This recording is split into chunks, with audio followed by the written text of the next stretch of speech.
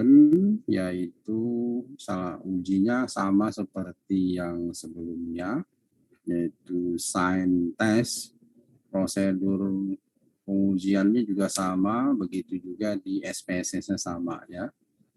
Jadi dalam melakukan prosesnya sama seperti yang sign test, yaitu pemilihan fiturnya itu hanya mengganti nanti sign-nya menjadi sign test menjadi yang sekarang kita pakai ya, yaitu yang ranking. Kemudian yang berikutnya berarti kemarin sign test, sekarang kita pilih Wilcoxon. Yang sekarang yang baru yaitu yang independen, yang fiturnya kalau yang ini tuh related sample yang tadi, kalau sekarang yang itu independent sample. Jadi hanya memilihnya saja, tapi prosedurnya sama. Hanya kalau di dua sampel yang independen, di situ tidak dimuat satu, artinya ada dua kolom atau dua field untuk setiap sampel, tapi dia dijadikan satu. Kodenya lah yang membedakan dia masuk ke dalam sampel pertama, kemudian yang masuk ke dalam sampel kedua. Baik itu menggunakan man-made test ataupun menggunakan Kolmogorov-Smirnov ya. Jadi prosedurnya menginputnya satu field atau satu variabel, tetapi membedakan kelompok sampelnya hanya berdasarkan kode. Jadi sebaiknya dibuat dulu di Excel, kemudian dipindahkan ke SPSS. Kalian sudah saya kasih data Excel-nya, hanya yang di modul itu, di situ dituliskan sampai lampiran 6, padahal sebenarnya nggak ada lampiran 6 ya. Adanya lampirannya sampai yang kelima. Jadi itu salah ketik saja. Untuk yang pertama, di situ ini saya share screen dulu ya. Ini saya lagi di OTW ya. Jadi ini saya off saja ininya supaya sinyal kita kuat ya. Di sini yang di pertama itu adalah untuk yang materi uji ini ya, uji yang Wilcoxon Sign Ranking Test. Di sini ya materinya ini. Saya share screen. Nah, di sini ada fitur daripada pilihan-pilihan yang sudah dituliskan juga di praktikum ya. Yaitu di sini tinggal memilih. Ini prosedurnya sama dengan yang kemarin di praktik, di teori. Hanya ini ada tambahan yang nanti harus menyesuaikan teori, sehingga ada beberapa poin-poin yang tidak ada di teori, di sini dituliskan, nanti akan dihilangkan supaya sama ya. Nah, ini menggunakan data, ini prosedurnya sama, masukin datanya, kemudian setelah datanya dimasukin, maka kita di sini ada pilihan, karena ini dua sampel yang related sebelum dan sesudah, berarti filenya ada dua. Jadi dia tidak dibedakan berdasarkan kode, tapi berdasarkan data yang ada di filenya. Karena untuk mendapatkan difference-nya berarti yang setelah dikurang yang sesudah. Oleh karena itu, yang setelah itu ada ditaruh di variabel yang kedua, karena nanti SPSS akan menghitung naik turunnya berdasarkan selisihnya, difference-nya. Ini tinggal disesuaikan, nanti di situ dipilih measure-nya yang ordinal ya. Ini belum diperbaiki. Kemudian dipilih fiturnya, ini sama seperti yang sign test, hanya di sini memilih yang Wilcoxon ya. McNamara juga ada, ini tidak kita pelajari karena di satu pertemuan tidak cukup semuanya. Hasilnya bisa dilihat seperti yang ada di layar ya. Dalam hal ini kalau kita lihat di situ outputnya adalah tertulis di situ yang XB kurang dari XA, itu artinya yang setelahnya itu terjadi penurunan. Artinya yang negatif kan. Jadi di sini ada 9, kemudian yang lebihnya ada 12. Artinya yang tanda negatif, 9 tanda positifnya ada 12. Karena coba ya, ini angkanya kecil-kecil nih, saya nggak pakai layar pembesar. Ya, di situ ada 9 dan 19 ya. Karena total datanya 28. Nah, untuk yang SPSS ini, prosedur pengujiannya dia yang two tail ya, yang nggak menyiapkan yang one tail. Sehingga kalau yang one tail nanti berarti asimptotnya ini dibagi 2. Jadi asimtot dibagi 2, namun nanti dikaitkan kepada alfa, bukan alfa per 2 lagi ya, tetap alfa, tapi asimtotnya ini yang dibagi 2. Karena ini sudah 2 kali p-value. P-value di satu titik, kalau dia normal, maka kiri kanan sama luasnya. Sehingga dikali 2. Dikali 2 pun ternyata dia masih kurang dari alfa. Maka dengan melihat asimtot ini, di sini terlihat bahwa nilainya adalah yang kurang dari alfa, berarti dia tolak. Artinya yang di alternatifnya itu klaimnya benar-benar sudah sesuai ya. Dalam hal ini ada perbedaan produktivitas kerja sebelum dan sesudah diberikan ruang pendingin atau AC itu diberikan di ruangan tersebut. Jadi kenyamanan itu memberikan pengaruh terhadap produktivitas kerja pegawai. Kalau dia nggak nyaman, ya mungkin jadi tidak betah di dalam ruangan itu ya. Dari soal yang dibuat di dalam modul ini.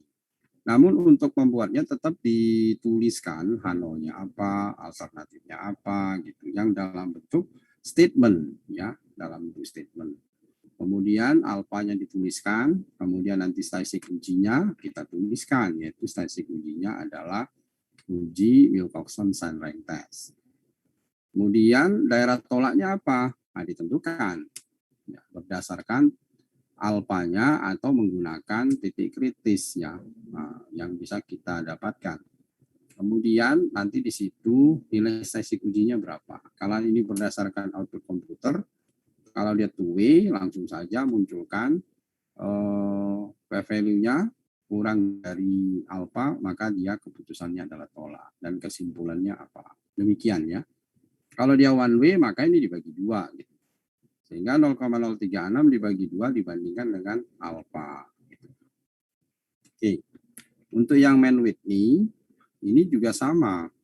Hanya fitur yang kita buat itu sama-sama 2 arah ya. Ini yang kita buat, ini prosedurnya sama.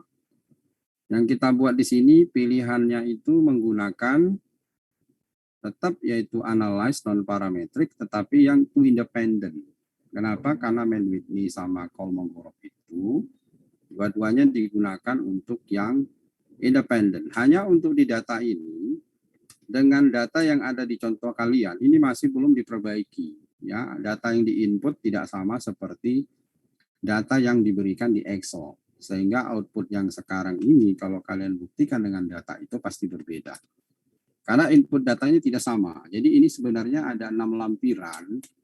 Cuma yang satu dibuang, yang dimasukkan ke sini tidak sesuai dengan yang disiapkan di Excel. Jadi kalau kalian perhatikan, kalian gunakan data yang ada di Excel pasti hasilnya berbeda. Karena ini dicoba ya. Dan ini sudah disampaikan juga ke tim supaya nanti revisinya diperbaiki. Andaikanlah data yang ini kita pakai, maka dengan memilih fitur Analyze Non-Parametric Legacy, di situ kita pilih itu Independent Sample, maka di sini akan kita buatkan ya, karena datanya jadi satu tadi, kelompok grouping yang di sebelah kanannya itu berarti yang berkode 1 berarti kelompok 1. Mau dia diacak pun karena groupingnya sudah disesuaikan, dia kan pasti ngikut. Kalau kita sort, kita apa, kita buat dalam bentuk susunan seperti apa gitu. Sehingga nanti waktu di grouping file ini, di sini ada pilihan ya. 1 tadi kita kodenya sebagai apa, 2 kita kodenya sebagai apa, kita tuliskan saja. Nanti di sini pilihnya Mann-Whitney, U-test. Nah, kalau misalkan nanti untuk yang KS, berarti tinggal dicentang saja yang KS. Gitu. Fiturnya sama. Gitu. Di sini ada pilihan, grup 1 tadi adalah yang kelompok 1 itu apa. Nah, yang kelompok 2 apa, tinggal dimasukkan. Dan code-nya itu diingat, karena komputer kan pasti akan mengingat ya. Tapi kalau manual, kita tetap menggunakan warna supaya memudahkan. Kalau menggunakan manual kertas pun ya kita bedakan pulpennya. Atau kita kasih suatu tanda tertentu, kita lingkari misalnya. Yang kita lingkari itu adalah kelompok yang sama, yang tidak dilingkari kelompok yang sama. Sehingga memudahkan kita mengembalikan data itu ke dalam grupnya setelah kita lakukan penggabungan.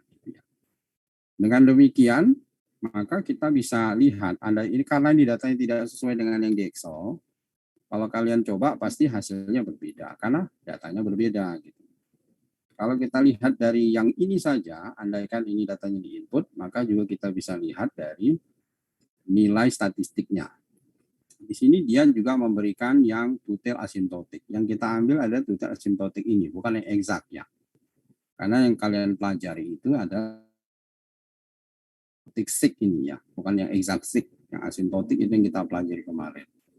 Karena yang B ini not corrected for ties ya.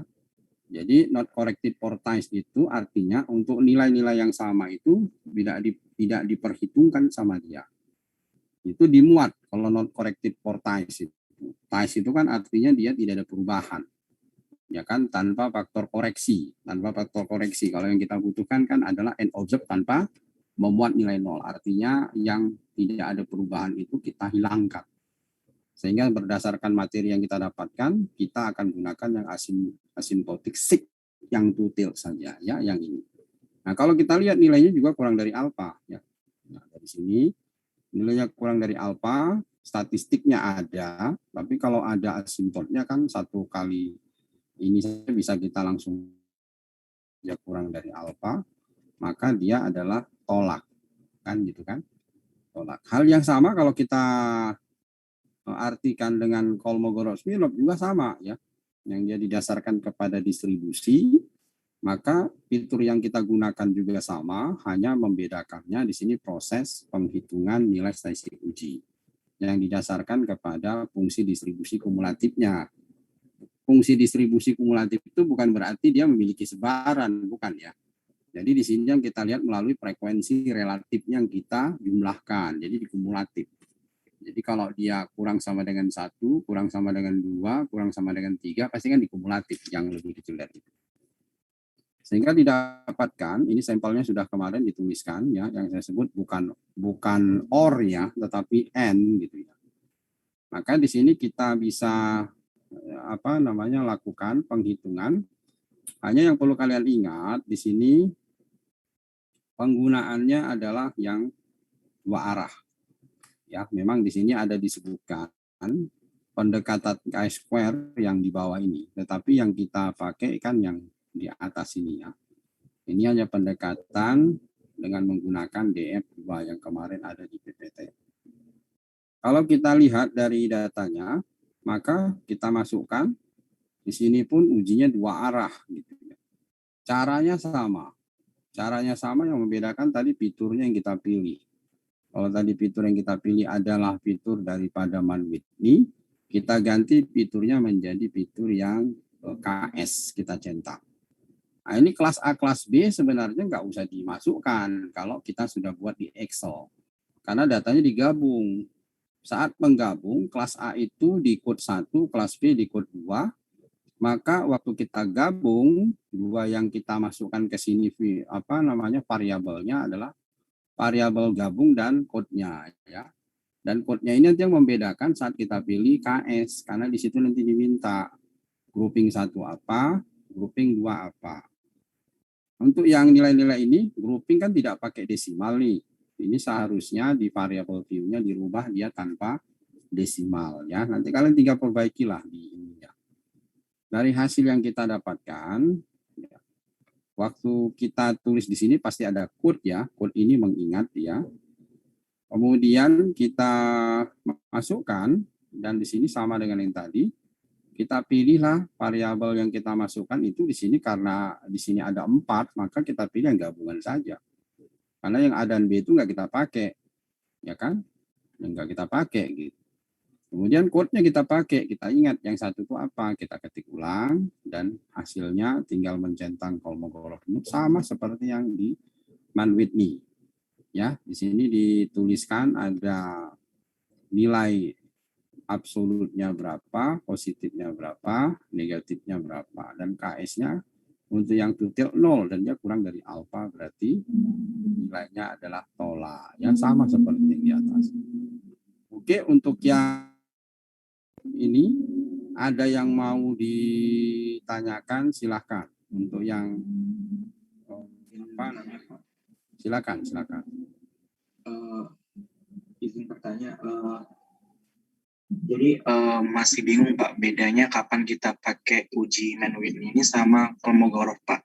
Karena kan dua-duanya kan sama-sama untuk populasi yang independen. Jadi misalnya ada mau uji sesuatu itu yang kapan Pak kita pakai yang Mann-Whitney sama yang KS ini Pak? Oke. Dua-duanya itu bisa kita gunakan, tetapi kalau menggunakan pilihan kekuatannya itu, ya satuannya kan tetap sama satuan yang skalanya adalah ordinal, ya kan, baik dia di Mann-Whitney maupun di KS gitu. Tetapi KS itu banyak juga dipakai orang di parametrik, yang mazhabnya itu memang dua ya, ada yang support, ada yang tidak gitu. Parametrik pun ada yang tetap memaksakan menggunakan KS khususnya dalam prosedur pengujian kenormalan yang kalian sudah pelajari di sebelum UTS gitu. Dari sisi kekuatan ujinya bisa kita pilih salah satu ya. Mann-Whitney itu didasarkan kepada kalau misalkan yang tadinya uji kita harapkan T itu terpenuhi, dalam hal ini asumsi normal, tetapi hal itu tidak terpenuhi, maka kita pindahkan ke Mann-Whitney. Ya kan gitu. Jadi kalau dia dari uji T, ternyata seseorang yang ingin melakukan apakah ada perbedaan, min biasanya yang independen, tetapi asumsinya tidak terpenuhi, bisa dipindahkan ke Mann-Whitney. Arti kata lain, kita sudah buat tapi skillnya di bawah skill dari yang diharapkan juga bisa kita pindahkan. Tapi orang memindahkan dari T ke Mann-Whitney itu dikarenakan bukan karena skalanya, tetapi dikarenakan sebaran asumsinya yang tidak terpenuhi. Kalau T kan asumsinya normal. Kemudian kalau dia KS, dia itu bisa kita gunakan berdasarkan sebaran yang kita pakai tapi melalui frekuensi distribusinya.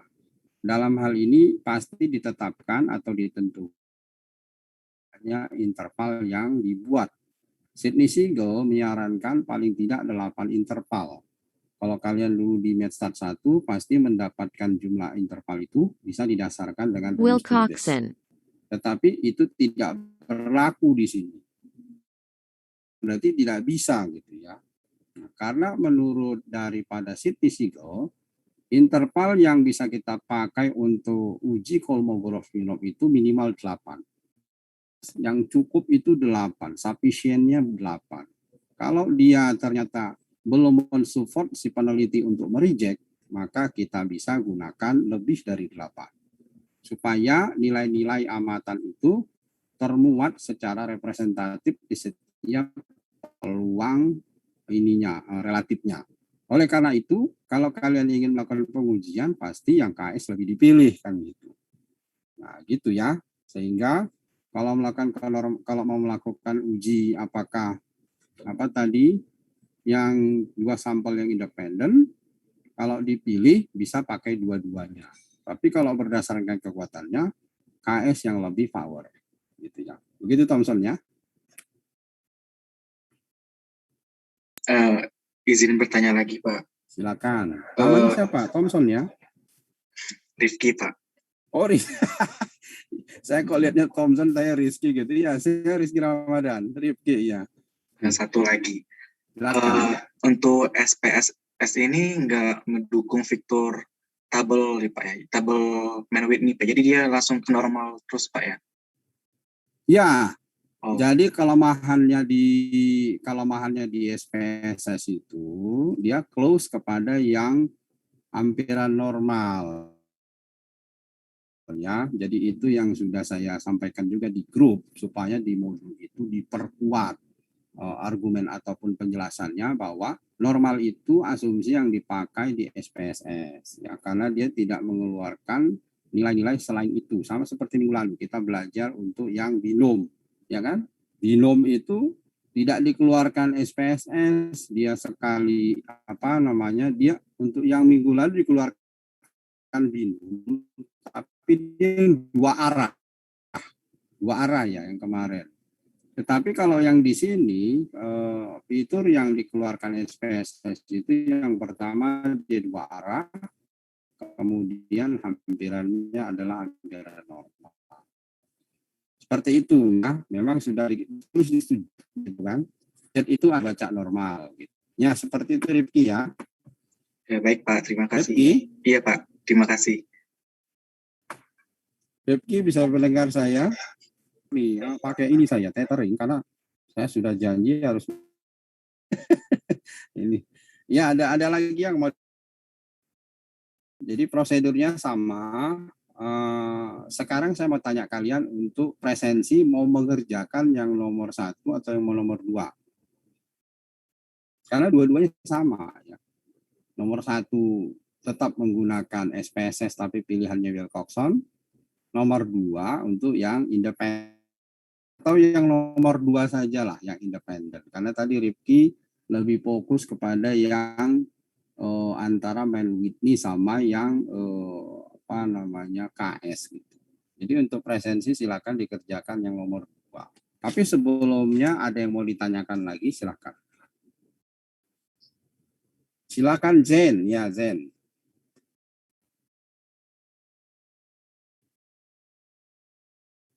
Iya, itu tadi saya tidak ada di praktikum, jadi jangan dipakai gitu. Ya, karena modul itu akan di-revise dan banyak revise-nya. Sudah kita banyak komentari untuk yang modul. Sampai kemarin pun masih di-revise.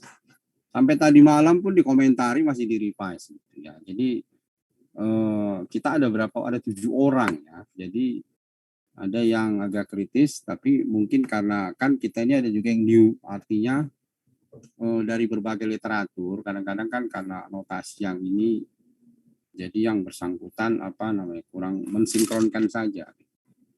Jadi jangan dipakai yang koreksi Jin ya, karena tidak ada di PPT teori ya.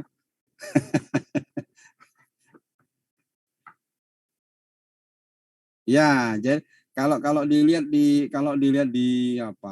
di modul itu ya, karena kan mana tadi saya lihat, kamu kan pakainya modul itu memuat suatu nilai yang saya juga sebenarnya sudah tanyakan itu ke yang praktikum. Jadi kalau bikin praktikum itu, rumus yang ada di teori itu yang dipakai.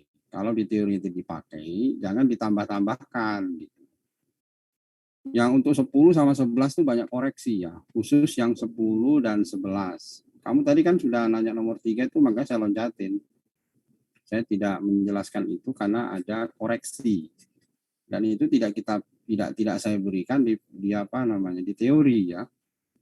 Kalau mau mendalami sebenarnya ada di bukunya Sidney Siegel. Jelas sekali Sidney Siegel, tapi yang textbook ya. Jangan pakai yang buku terjemahan gitu. Ini yang nomor 3. Bentar ya Jin ya. Ini kan kamu menggunakan yang faktor koreksi. Ini nih. TI. Nah ini TJ ya. Di sini ada koreksi ragam. Ragam itu kan sebenarnya rumusnya sebelah kiri. Ya, rumusnya sebelah kiri. Nah, T yang di sini itu juga nggak ada definisinya. Yang T di sini. Sampai kemarin pun ditanyakan sama yang sama yang tim lain, kok dibikin rumus yang berbeda, tetapi tidak ada penjelasan apa itu T gitu. Jadi jangan dipakai ya, hiraukan saja itu Ahmad Jen ya. Pakainya yang Z ini saja. Yang nilainya yaitu dari T min NN plus 1 dibagi 4 dan akarnya. Jadi koreksinya itu abaikan saja. Ya Jin ya, pakai yang ini saja Jin, yang sebelah kiri. Saya tidak bisa mengatakan T itu apanya karena di sini memang tidak didefinisikan. Dan ini sudah dihapus, tidak ada lagi di modul yang terakhir nanti. Yang terakhir akan saya kasih ya. Karena yang terakhir itu udah kemarin saja PPT-nya masih ada yang kurang ya. Artinya kurang itu kurang sesuai apa namanya itu. Formulanya masih ada yang image ya. Jadi kita minta formulanya jangan image lah gitu. Jadi formulanya kalau ada yang salah saya bisa perbaikin gitu atau yang lain. Nanti kan saling support gitu. Itu Jen ya. Saya tidak mau mengatakan apa kalau tidak didefinisikan di situ. Kalau mau jelasnya, Jen bisa baca buku Conover sama bukunya si Sidney Siegel, karena dua buku itu tuh paling banyak mengupas tentang materi statistik non parametrik. Ya. Khususnya Sidney Siegel yang paling tua. Itu Jen ya. Ya, sama-sama. Ada yang lain yang mau ditanyakan? Izin bertanya, Pak. Silakan, Parkan. Kalau di SPSS kan kalau Kolmogorov Smirnov itu tutel ya Pak. Nah kalau misal satu tel itu tinggal dibagi dua atau bagaimana? Alpanya, ya, tusiknya dibagi dua. Jadi tusik, kan itu ada titik sik ya. Itu maksudnya tusik itu uji signifikansi dua arah. Jadi kalau misalkan tusik itu berarti 2 dikali v-value. Jadi kalau misalkan satu arah berarti tusik dibagi 2, nanti dibandingkan dengan alfa. Gitu Parkan. Baik Pak, terima kasih. Ya, ada lagi yang mau bertanya, silakan.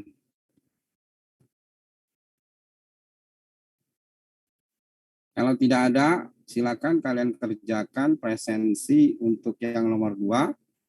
Kita bertemu kembali nanti hari Rabu di teori ya.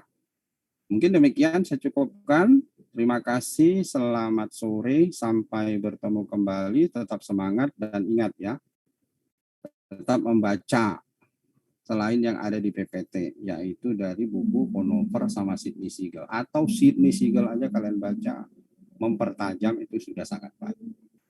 Oke, saya tutup pertemuan kita and meeting for all. Terima kasih, selamat sore.